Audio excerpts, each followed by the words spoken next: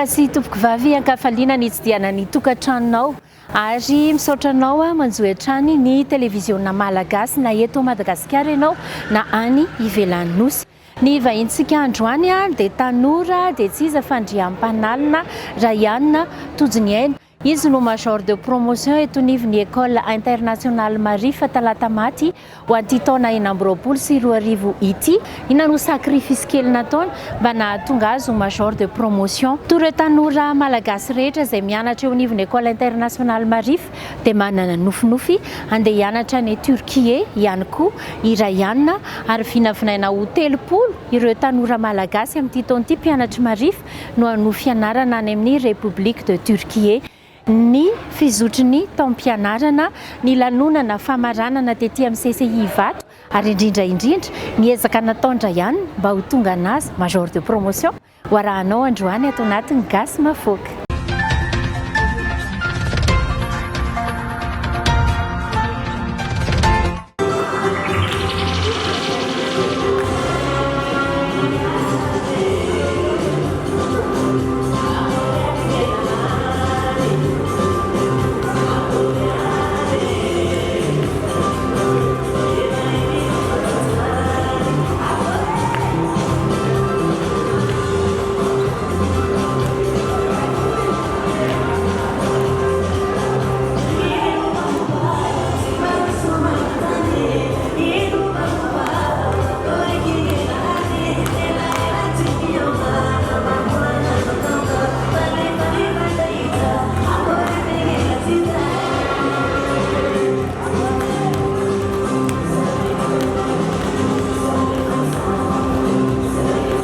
Malagasy no nitsenan'ny mpianatry Marify Madagasikara ny ambassadrice ny Republikan'i Turquie sy ireo olo manan-kaja maro tonga nanatrika ny lanonana famaranana ny taom-pianarana 2024 teto amin'ny CCI Ivato. Taoriany izay dia nitsidika avy hatrany ny musée ireo vahiny nasaina.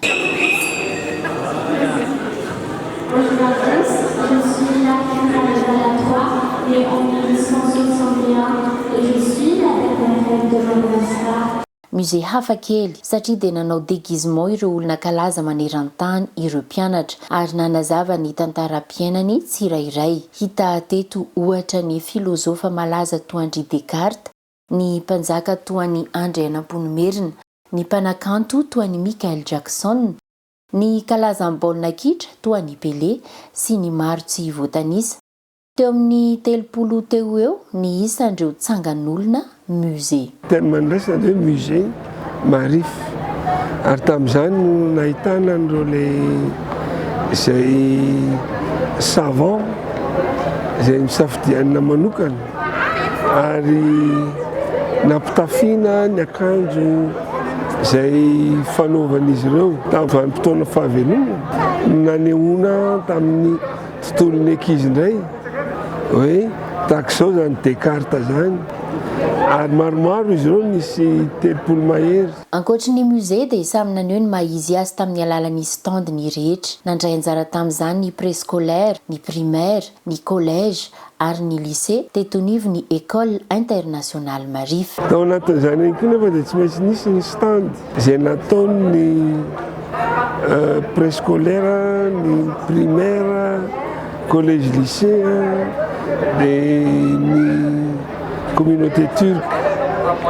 Natao ireny zavatra ireny mba hampahafantarana ny mpandalo ny mpitsidika hoe tahaka ny ahoana marina ny fitsipiky ny fampianarana eo anivon'ny École Internationale Marify.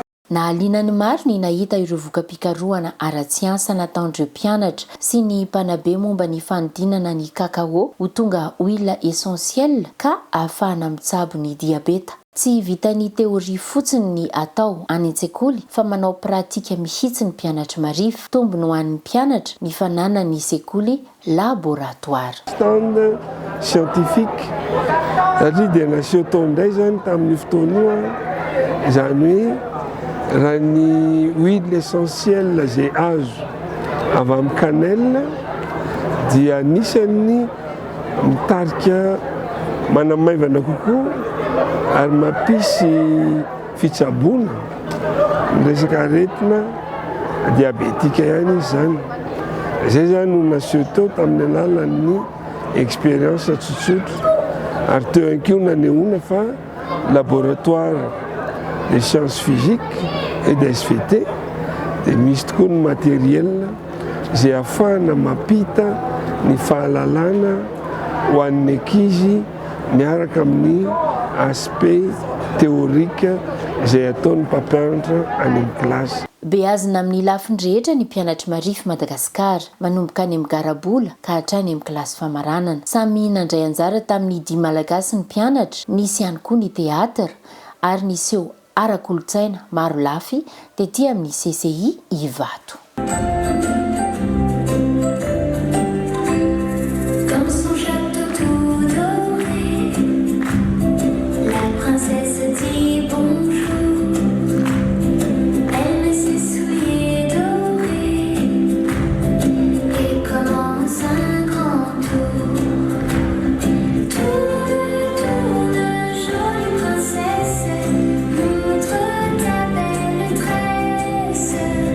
To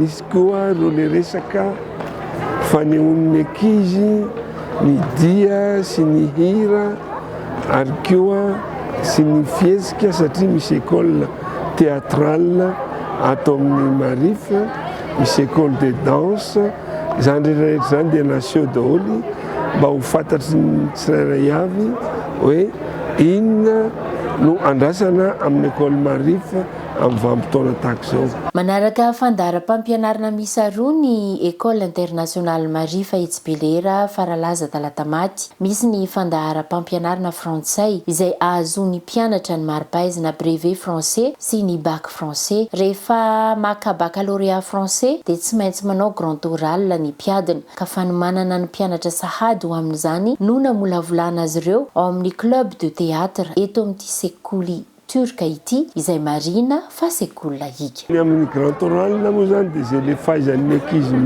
mandray fitenenana ary fahaizan'ny ankizy mandresy lahatra an'izany membre de jury zany. Dikan'izany zany dia ilaina misy ny ankizy mba mianatra danse, mianatra théâtre mba ahafahany mampisy épanouissement amin'ny vatany sy ny sainy ahafahany mamaly fanontaniana ara-dalàna. Misy ihany koa ny fandaharam-pampianarana malagasy izay azahoana ny mari-pahaizana CEPE, BEPC ary ny baccalauréat. Manaraka io fandaharam-pampianarana io i Rayane Andriampanalina. Izy no major de promotion eo nivony Marifa ho an'ity taom-pianarana 2024 2024 ity. Ny anarako dia Andriampanalina Rayane Tonjoniaina, za klasy terminale amin'ny École internationale Marifa Madagascar. Zaho zany classe de première no niditra tao amin'ny École internationale Marifa de Madagascar satria niala tamin'le fianaraka dia nitady an'le hoe aiza ny hianatra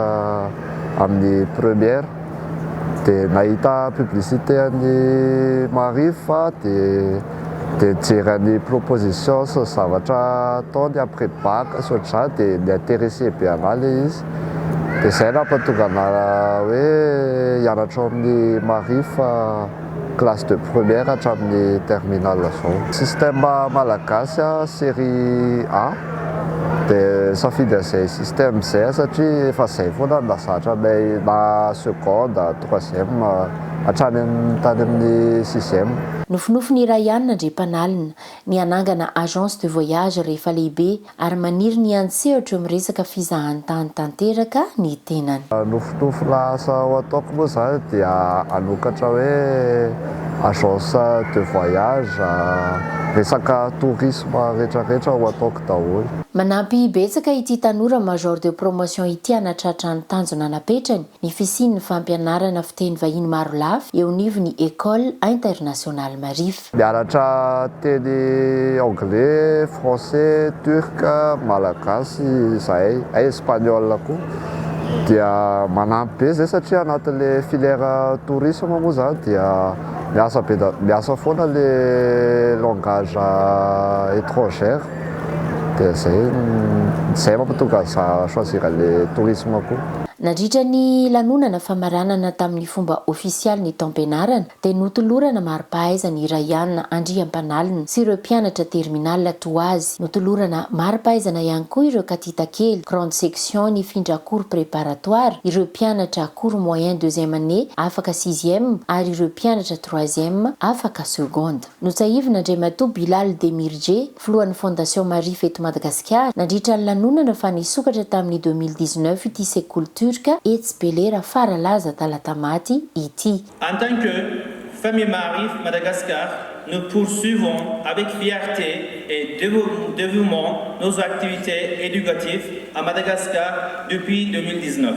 En 2023, notre établissement a diplômé ses premiers élèves, marquant ainsi une étape importante à notre histoire. Parmi nos premiers diplômés, s'y poursuivant actuellement leurs études en Turquie.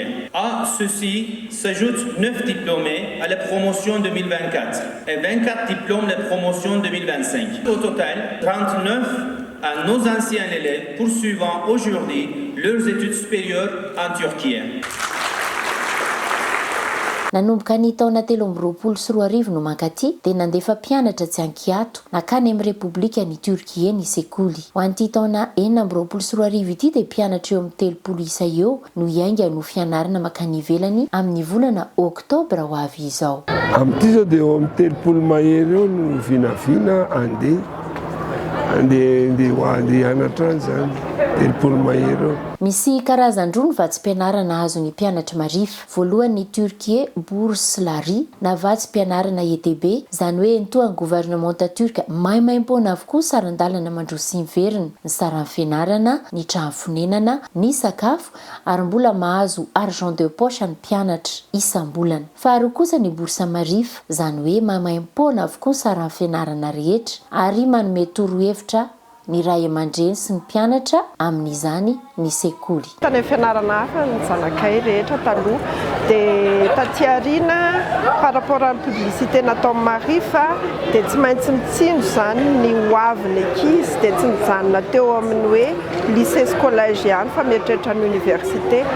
Occasion be sy opportunité be nomeny école Marify satria misy an'le bourse izay omen'ny ankizy dia anisan'izay moa tena motivation ho an'ny ankizy na menay an'ny ankizy dia napitanay tany amin'ny ankizy. Mety tsara ho andray aman-dreny ny fanabeazana omen'ny Marify na ny fahalalana io na ny disiplinina amin'ny feny mpianatra. Isan'izany ohatra ny fandrarana ny fitondrana telefônina aty an-tsekoly. Tena mety mihitsy satria raha antsika mahalala ny ankizy sy tanora amin'izao vanim-potoana izao satria ray aman-dreny any an-trano tsy mahavita loatra manaraka ny fanabeazana dia anisany tena hideranay amin'ny Marify mihitsy izay disipline izay mba hahafahan'ny zareo amin'ny fe satria anisany ny teknôlôjia ao anatin'ny tontolo iainantsika izao mila fehezina ihany izay zavatra izay dia tena d'accord be mihitsy izay amin'izay disipline raisa Marify izay. Nambarany Ramatoa Halime Ebro Demirjan, ambassadeur-ny Turquie eto Madagasikara, fa manome lanja ny fanabeazana ny École Internationale Marify. Nisaotra ny ezaka vitandray aman-dreny sy ny mpanabe ihany koa ny tenany ary matoa mahomby ny fampianarana ho ny tenany dia eo ny mpanabe. Je souhaite également adresser mes félicitations les plus sincères aux enseignants,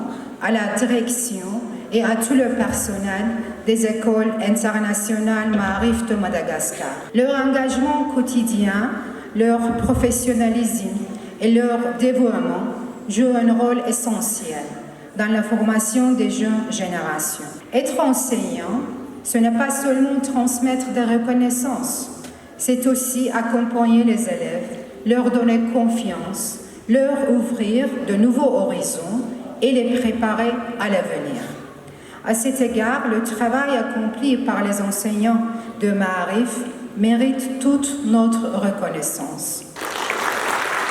Tetezana mampifandray ny Turquie sy Madagasikara ny kolotsaina ary samy manana ny antra ho azy ny rotonta izay kosa no nambarany Ramatoa Zeynep Arkan kiambana eo nivon'ny Conseil des Judiciaires Marify. Tsy ny mpianatry Marify ihany no mandrato fianarana ny Turquie amin'izao fotoana izao fa maro ny malagasy manohy fianarana ny toerana. Mikasika ny fianarana teny turk dia mamaiam-poana ny fianarana izany manomboka ny volana novambra hatramin'ny volana jony. Ny fianarana dia isaky ny asabotsy maraina etsy amin'ny sekoly Marify faralaza talatamaty. Ato Marify moa zany dia misy le fianarana teny turk isaky ny asabotsy ary mamaiam-poana ary dia fa maro no manaraka izany fampianarana izany. Notolorana maro mpakasitrahana teto ihany koa ireo mpianatra sangany tamin'ny fianarana teny turk ary amin'ny maha major de promotion azy dia nandray anjara fitenenana ny solotenan'ny mpianatra Irayanina Andriampanalina.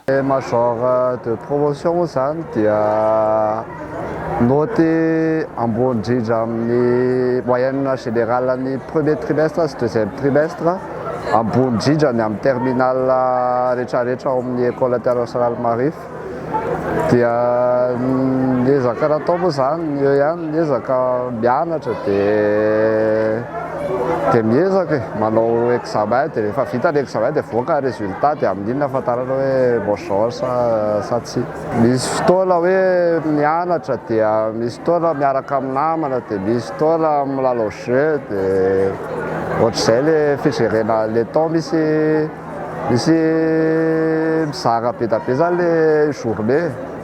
Ohatra hoe mizaha zao rehefa hariva no mianatra dia ny journée zao miaraka amin'ny namako na any am-pianarana ohatr'izany. Tena faly dia faly tokoa satria lamatoa sy latokana dia fierté ho anay ray aman-dreny zany hoe nanana zanaka major de promotion dia tafita koa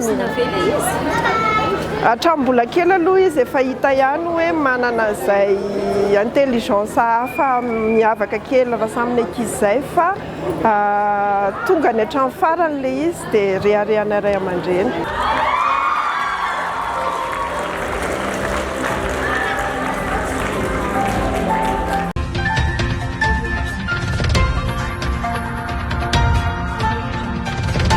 Voalohany aloha dia motivation tsy maintsy eo foana dia discipline koa satria mila tazomina ny ezaka natao io fa tsy hoe premier trimestre fotsiny miezaka dia deuxième trimestre tsy ezaka intsony sy ohatr'izany.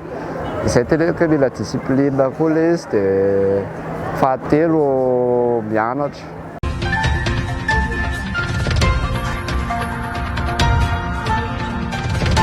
Mankasitraka anao nanaraka ny gasy mafoaka androany alohan'ny isarantsika dia andeha ho jerentsika vetivety hoe inona no lesona azondraisitsika tamin'ny fiainan'ny Raianina sy tamin'ireny lanonana famaranana ny taom-pianaran'ny sekoly international Marifa izay nitotsaina tetỳ amin'ny CCI Ivato ireny.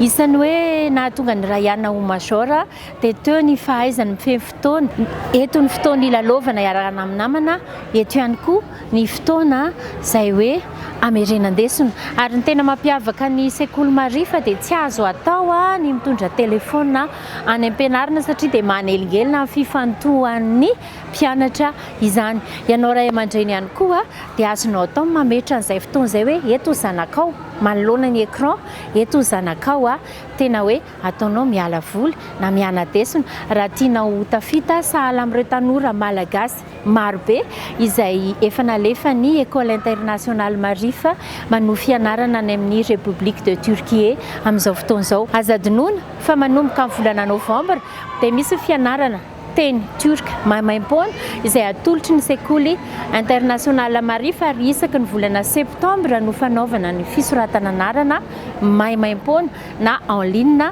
na eny amin'ny foboterany sekoly eny Belera Talatamaty. Mankasitraka antsika rehetra nanaraka fandarana hatramin'ny farany misaotra anao ny ekipan'ny gasy mafoaka ary manome fotoananao indray amin'ny herinay nito izao mametraka ny veloma finaritra tompo kilasy tompoko vavy.